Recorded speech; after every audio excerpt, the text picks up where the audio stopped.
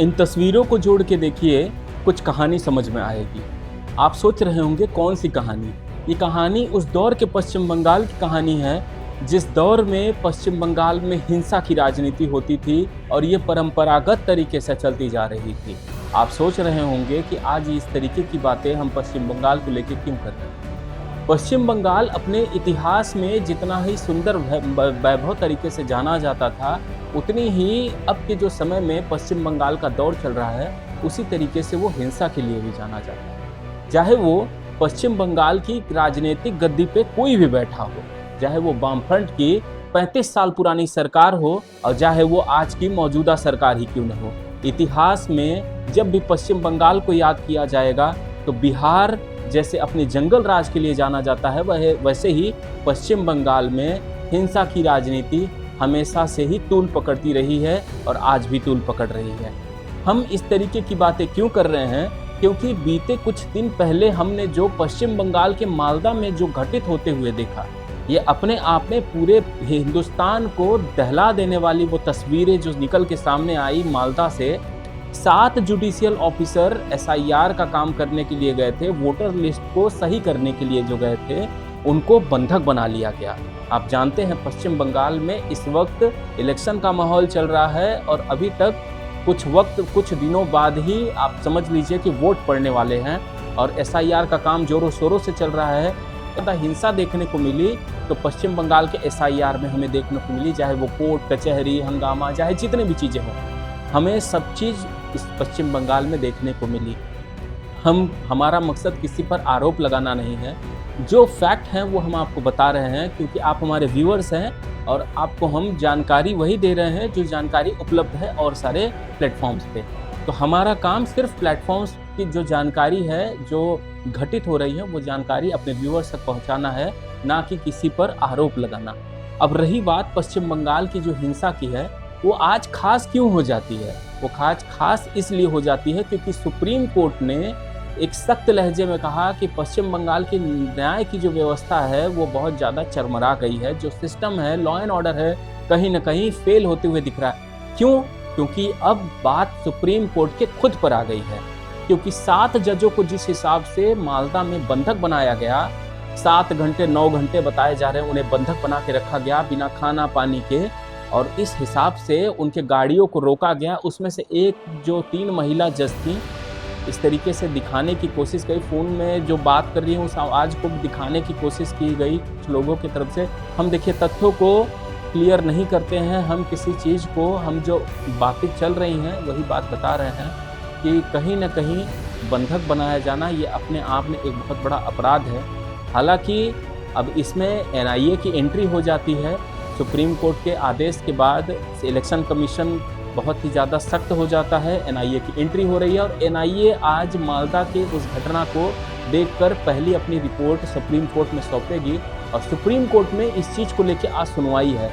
हमेशा कुछ भी चीज़ होती थी तो वो चीज़ लोगों पे होती थी, चाहे वो राज्य सरकार केंद्र सरकार के बीच में झगड़ा होता था या कोई भी चीज़ होती थी, लेकिन आज सुप्रीम कोर्ट के ऊपर खुद पे ये बात आ गई क्योंकि अब जो हमला हुआ है वो डायरेक्ट जजों पर हमला हुआ है, तो सुप्रीम कोर्ट पर खुद भी आ गई है। तो इसलिए ये सोचा जा सकता है कि हो सकता है कि सुप्रीम कोर्ट इस मामले में कोई सख्त रुख और कोई बड़ा फैसला दे सकता है, ऐसी आशंका लगाई जा रही है। लेकिन जो हुआ पश्चिम बंगाल में वो बहुत ही ज़्यादा भयावह है। क्यों?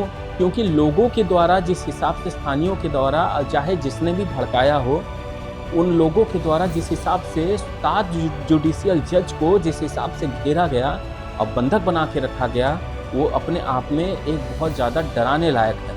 पश्चिम बंगाल, बहुत सारे राज्यों में वायलेंस होता है, हम नहीं कह रहे हैं कि खाली पश्चिम बंगाल में वायलेंस होता है, लेकिन जिस हिसाब से पश्चिम बंगाल के वायलेंस हमें देखने के लिए साल दर साल हम इस चीज़ को देखते हैं, चाहे वो इलेक्शन के दौरान हो, चाहे इलेक्शन के समय हो, चाहे इलेक्शन के बाद हो, ये ऐसी स्थिति शायद किसी और राज्य में हमें नहीं देखने को मिलती। जितनी दूर तक मुझे जानकारी है, अगर मेरी जानकारी कम है तो हो सकता है किसी और को ज़्यादा हो, लेकिन हाँ, जो फैक्ट्स हैं वो हम आपको बता रहे हैं। और दूसरी नंबर बात है कि आज सुप्रीम कोर्ट का फैसला जो होने वाला, इस पर निगाहें सब की हैं और ख़ास करके मौजूदा सरकार की भी हैं। हमारा मकसद ये बिल्कुल नहीं कहना है कि देखिए ये किसमें किसका हाथ है किसका नहीं, वो तो टीम जो जांच कर रही है वो डिसाइड करेगी, लेकिन ऐसा किसी के भी साथ होना बहुत ही ज़्यादा गलत है। तो उस हिसाब से आज जो इस वक्त सुनवाई होगी, जिस वक्त भी होगी, 6 तारीख को जो सुनवाई होने की बात चल रही थी, आज सुनवाई होने के बाद क्या फैसला निकल के आता है इस पर हमारी पूरी नज़र है। तो अब जिस हिसाब से इलेक्शन नज़दीक आते जा रहा है और जिस हिसाब से चुनाव नज़दीक आ रहे हैं, उसी हिसाब से पश्चिम बंगाल का चुनावी पारा भी धीरे धीरे आसमान पर पहुंचते जा रहा है। पश्चिम बंगाल का चुनाव कुछ अलग होने जा रहा है। इस बार चुनाव बीजेपी ने जिस हिसाब से ठान लिया है, या आर या पार की लड़ाई होगी। पश्चिम बंगाल की राजनीति में बीजेपी पश्चिम बंगाल की राजनीति में घुसने की बहुत ज़्यादा कोशिश कर रही है, सत्ता पाने की कोशिश कर रही है, लेकिन एक बहुत बड़ी चुनौती उसे ममता बनर्जी से मिल रही है। ममता बनर्जी पश्चिम बंगाल, पूरे भारत में रीजनल टेरिटरीज में, हिंदुस्तान में बीजेपी के खिलाफ अगर कोई सबसे ज़्यादा शक्तिशाली चेहरा माना जाता है तो वो ममता बनर्जी मानी जाती है। और ममता बनर्जी इतनी ताकतवर है, आप इतने से अंदाज़ा लगा दीजिए कि कई टाइम से बीजेपी इलेक्शन में, चाहे वो 21 का इलेक्शन देख लीजिए, चाहे वो आज का ही इलेक्शन क्यों न देख लीजिए, बीजेपी बहुत ज़्यादा कोशिश कर रही है पश्चिम बंगाल में अपना पैर मजबूत करने का, लेकिन आज तक वो कर नहीं पा रही, क्योंकि ममता बनर्जी जैसा एक 4 दशकों से ज़्यादा राजनीतिक अनुभव लेने वाला एक महिला जो वहाँ खड़ी हैं, एक स्तंभ बन के खड़ी हैं, और वो बहुत ही ज़्यादा पावरफुल और बहुत बड़ा उनका फेस वैल्यू है पश्चिम बंगाल में। इसीलिए बीजेपी की उनके फेस वैल्यू का तोड़ बीजेपी निकाल नहीं पा रही है, और वही एक सबसे बड़ा फैक्ट है जो बीजेपी की वीक पॉइंट बन जाता है। लेकिन पश्चिम बंगाल की इस बार की राजनीति कुछ अलग होने वाली है। पश्चिम बंगाल में बीजेपी ने एकदम ठान लिया है कि किसी भी तरीके से पश्चिम बंगाल को उसे अपने हाथों में लेना है, और ये पश्चिम बंगाल को उस बीजेपी ने अपने एड़ी चोटी का जोर लगाते हुए अपने पूरे दाव पेच सब लगा के बैठ गई है बीजेपी। और आपने हाल ही में एक स्टेटमेंट अमित शाह का सुना होगा कि 15 दिनों तक वो पश्चिम बंगाल में रहने वाले हैं, चुनाव के इलेक्शन होने तक। ये अब एक बहुत बड़ी बात है जो अमित शाह एकदम सोच के बैठ गए हैं कि हमें पश्चिम बंगाल इस हिसाब से इस बार चाहिए ही चाहिए, चाहे वो उनको कोई भी कहीं रहना पड़े नहीं रहना पड़े। और वहीं ममता बनर्जी पूरे पश्चिम बंगाल का दौरा करने पे लगी हुई हैं, और पश्चिम बंगाल में उनका एक अपना ही क्रेज़ है, इसमें कोई दो राय नहीं।